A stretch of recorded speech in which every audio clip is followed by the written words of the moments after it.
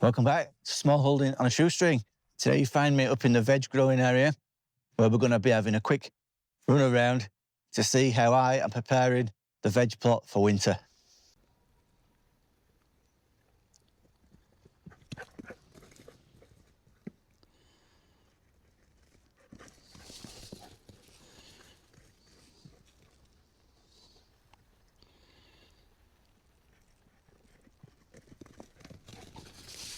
Right, that'll do now, Stanley. Let's start off in the greenhouse and I'll show you what I've still got growing and what I intend to do with the raised beds in there, because it's slightly different to what I've done outside. So down in this corner, I've still got carrots growing. I've grown these really small, round varieties and some other small, quick growing varieties. And I think this is the third crop this year. I had something growing in here. I can't remember now off the top of my head. That came out. I grew some carrots and I've put more carrots in, and they're ready, but I'm just gonna leave them in there to store, and I'll just take them out as and when I need them. There are still a few that are getting eaten by whatever predator is, slugs or whatever, I guess. But the majority of them are fine. Just before I started filming this morning, one of the goats, Belle, the white one, she got out and has been through here like a Tasmanian devil, and she's uprooted a few of these. She's been nibbling on stuff as she come through. I would have loved to have seen it, even though I'd have probably been raging. On this side, I had calendula growing up that end. They've long gone. I've got some chilies. These chili plants I'm going to pull out in the next day or two. This is a little chili plant as well. Got two types of peppers here, and I've grown loads of beautiful little peppers, and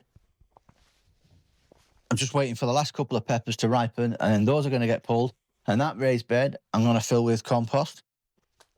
If we continue on, this bed is where I grew my tomatoes and cucumbers. Now, I started off with probably 12 or 15 tomato plants, ended up with 6, because nobody told me, not one of you told me, so tomatoes try and take over the world.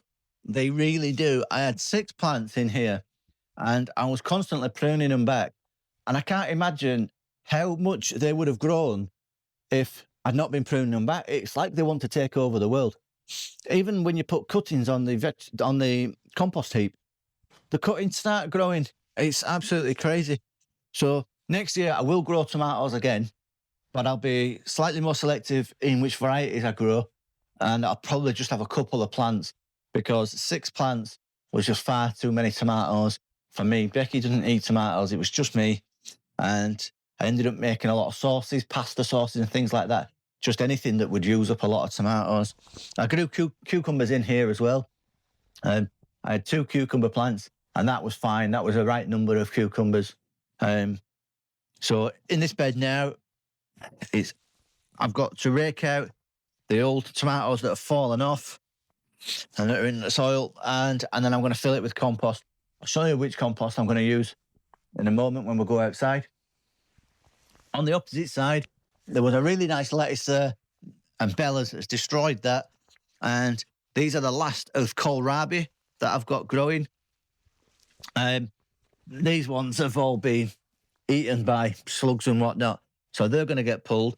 I've got kohlrabi seeds up that end, waiting for them to germinate. Whether they germinate this time of year or not, I don't know, but that's the plan. Do some weeding while I'm here. That's the plan for this bed.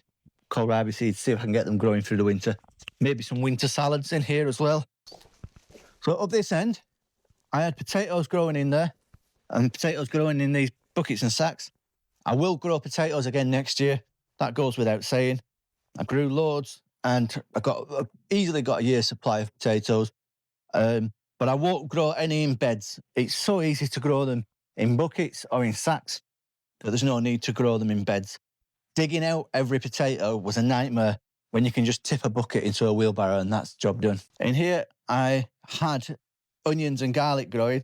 When they got pulled, I put in these purple sprouting broccoli. I think it was too late in the year though. Nothing's happened, but they haven't died, so I'm going to leave them and just see what happens. Belle's been through and eaten quite a few of these.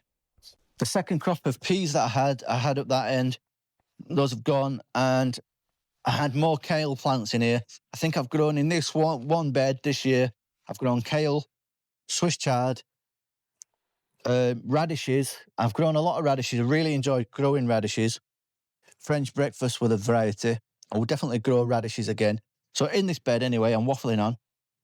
I've grown kale, Swiss chard, radishes and peas. And my plan was to leave this kale, but I think now that the goat's been through, I'm gonna cut those back. I've already filled this with chicken manure. When I was cleaning the chickens out a few weeks ago, it's fresh chicken manure, right or wrong, I don't know, but that's what I've done. Time will tell whether it's the right thing to do or not. I should have been in planting my onions and garlic weeks ago, really, but I'm way behind, but I don't think it matters too much. I've got onion sets ready to go. These I'm going to be planting within the next day or two. Other options that I could have for the raised beds, once I've put fresh compost in, is I could put a cover crop in. I've got some overwintering rye, you can read that, and some mustard seeds. I'm going to use these for areas outside where I've had chicken coops and it's stripped bare. I'm going to put these down and fill the patches with this, really. But I could put these down in the raised beds once I put fresh compost in, but I'm not going to do that unless one of you tell me that I really should be doing that. My plan is to just leave them. My theory being, it's not raining in here, so the nutrients are not going to get washed out of the soil. So that's the polytunnel. I'm just filling up the beds with fresh compost, really. Let's go outside. I'll show you what I've done with the raised beds out there, and I'll show you the compost that I've made. As you can see from the headstone, so on the 1st of November, we lost my old dog Gwen to pancreatitis. I'm not really ready to talk about that on camera yet, so there may be a video in the future about that. So we'll just skim past where I buried her. These beds are filled with fresh manure and straw out of Mischief stable. I could have used fresh straw, but you know, it's €5 a bale. So I decided to use the stuff that Mischief has pooed and weed all over first. Whether that's right or wrong, I don't know. But surely it can't do any harm. So that's what I've done with those. There's still a few things growing at the end. I've got some parsley, which I grew, meadow sweet in the middle, calendula, and then down the bottom, what is left of some Swiss chard that the goat has been through and destroyed. I might plant some onions out here. I don't know. I attempted to grow some brassicas out here, cabbage, kale, and broccoli, and they all failed. Everything brassica related outside was a disaster. It was either eaten by slugs or these little caterpillars that came, and they just destroyed the lot. So next year, I'm really going to have to think about using some netting or something to protect whatever I try and grow outside. Onions grew quite well outside, and I will grow some outside again next year, but I'm definitely going to have to think about what I do with the brassicas. This is a father and son tag team. This little one is the father, and this naughty one is his son, Stanley. This is Sock, who's a bit of a rescue dog. I say rescue, he was free to go home on Facebook, and I managed to jump in and get hold of him quick. He got his naughty way with Gwen, and the offspring are the result. We'll go down and I'll show you the compost.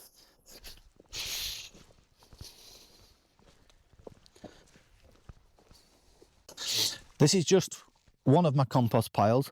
Obviously this one's the covered one. I've got another one at the top that's uncovered, and this has been in here 6 to 8 months, something like that. It filled the whole bay, and the plan was that I would move it into the smaller one next door and then the smaller one again. But I decided against it. It shrunk so much so quickly that I found I could just rotate it side to side, and that would rotate it. Apparently, you should wait longer than like 6 to 8 months, but it looks pretty good to me, to be honest. Hope you're not squeamish. That was fresh horse poo 6 months ago. That looks fine to me. Now you tell me, is there anything wrong with me filling them raised beds in the greenhouse with this? I'm not going to be planting in it until next spring anyway, so got a good few months yet to go. I did get some bees in the end. They're over there in the corner. I bought a whole hive off a guy that was selling up. It worked out really well. The bees have been really busy. I'm guessing it's the ivy flowers that the hive harvesting at the moment.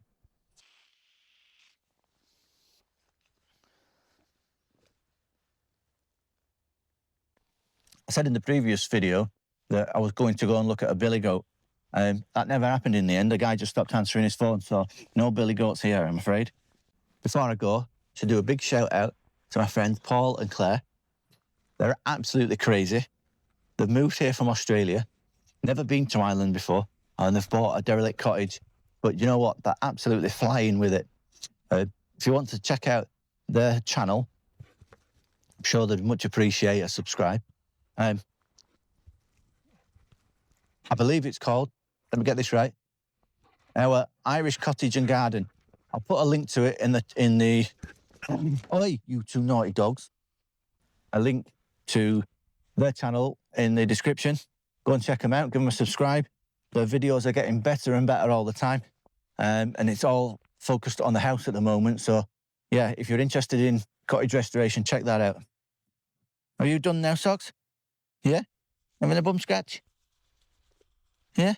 You're a naughty little dog, aren't you? You're a naughty little dog. Say bye to everybody. Say bye to everyone on YouTube. Just a quick video there today.